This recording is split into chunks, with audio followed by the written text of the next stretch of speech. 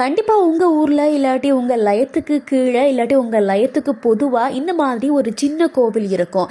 எங்கள் ஊரில் எங்கள் லயத்துக்கு கீழே பார்த்தீங்க அப்படின்னு சொன்னால் இந்த மாதிரி ஒரு அரச மரத்தடி பிள்ளையார் ஆலயம் இருக்கு. இந்த ஆலயத்தை முதல்ல சக்தி தாத்தா தான் பார்த்து பராமரிச்சுட்டு இருந்தார். அது மட்டும் இல்லாமல் அவர் தான் காலையிலையும் சரி அந்திக்கும் சரி பூசையெல்லாம் பண்ணுவார். ஆனால் அவர் இப்போ இல்லை. இப்போ இந்த 4 லயத்தாக்கள்னு சேர்ந்து தான் இதுக்கு பூசையெல்லாம் செஞ்சிட்ருக்கோம். அது மட்டும் இல்லாமல் எங்கள் ஊரில் வேல் பூட்டெல்லாம் நடந்துச்சு அப்படின்னு சொன்னால் அந்த வேலை இந்த கோவிலில் வச்சு தான் கழட்டுவாங்க.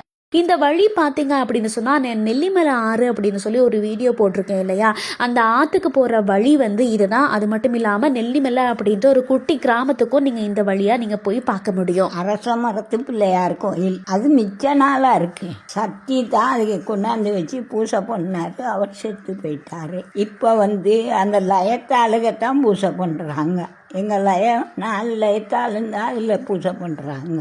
கிழமை பொங்க வைப்பாங்க, சாமி கும்பிடுவாங்க.